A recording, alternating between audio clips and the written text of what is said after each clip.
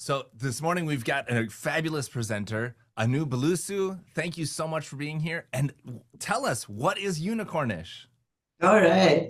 So, hey, thanks everyone for being here. I appreciate it, especially on Halloween morning. Now I'm starting to think this is serendipitous. As you can tell, I'm dressed as a wannabe smart founder. But um, what is unicornish? It's an interesting concept that I came up with that you don't have to own a unicorn to be unicornish.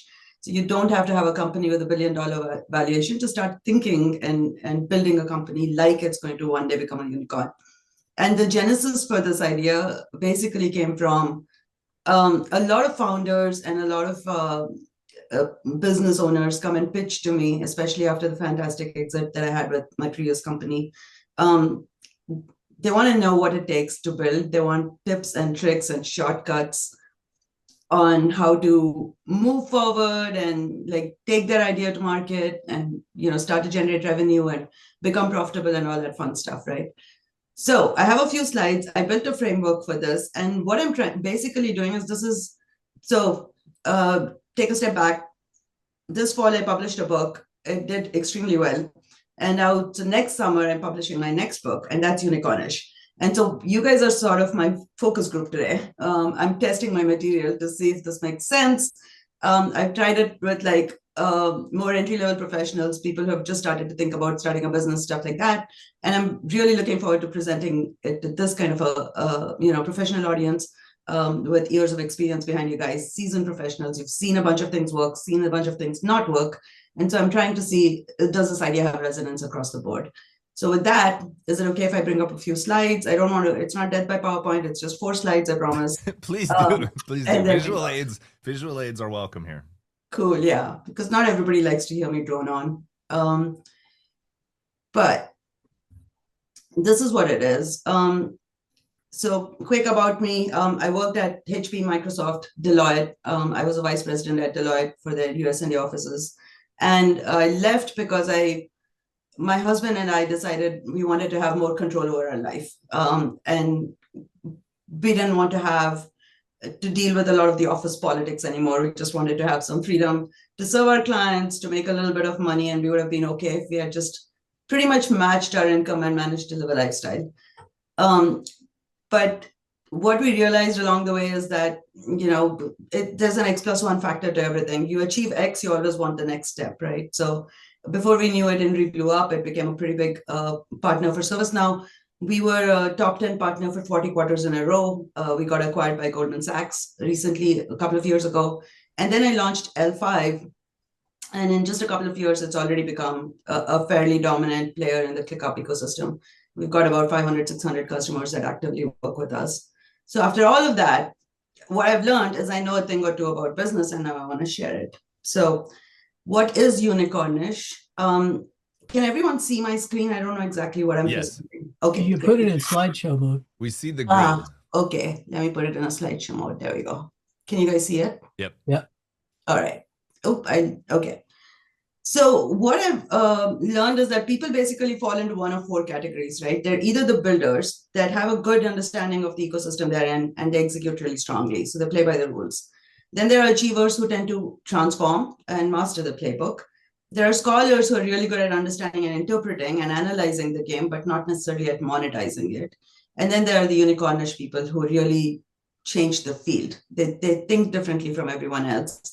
And so I was trying to reverse engineer, what does unicornish even mean? Is there a formula for this? Because I'm a framework thinker, I like to break everything down to a formula. And this is the formula I came up with. And in hindsight, once I show this formula, it actually feels extremely commonsensical, right? It's like, oh, that's, of course, you have to own, you have to create, you have to commit, and you have to capitalize. But I think the devil's a little bit in the details as far as people not quite understanding what it even means to be able to own, create, commit, or capitalize. So that's kind of what the book is going to be about. The idea is it's not just about grinding away, but basically having an operating system where you own a niche, a problem, or a story, and you have to create a problem space and a point of view. A lot of people start with an idea in mind, like I noticed that there was this particular gap in my ecosystem, or there's this particular process that can be automated and would be very efficient. A lot of customers would want to pay for it. But what they forget is before you start building the product, you have to create a signal of value. And you have to see who's in the market, who's willing to pay for it. And it sounds counterintuitive, but just because there's a problem doesn't mean somebody wants to pay to solve it.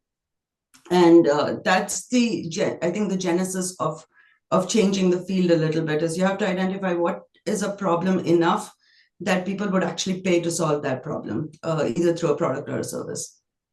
And then you have to commit to the evolution of it, because a lot of times you start off thinking, okay, this is what I'm going to build, but there's a lot of fluctuations in your growth. You hit a lot of pivot points, a lot of inflection points where either the market changes or the technology changes, or what customers demand of you change. And you have to stay loyal to the problem you're solving and not necessarily to the product or service or technology.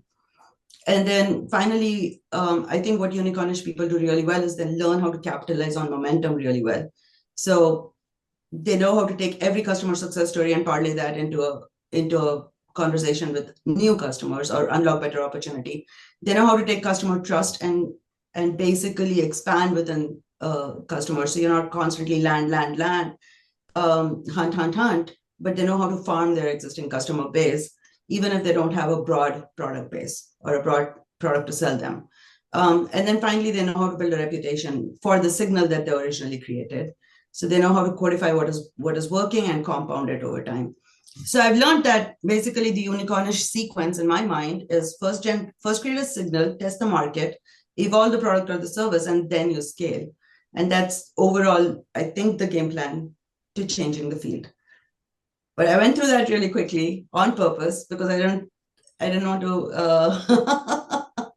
But let me pause there and see what you guys think so far. Oh, that was really good. I mean, it makes sense. I like that quote specifically. Just because you found a problem doesn't mean someone's willing to pay to solve it.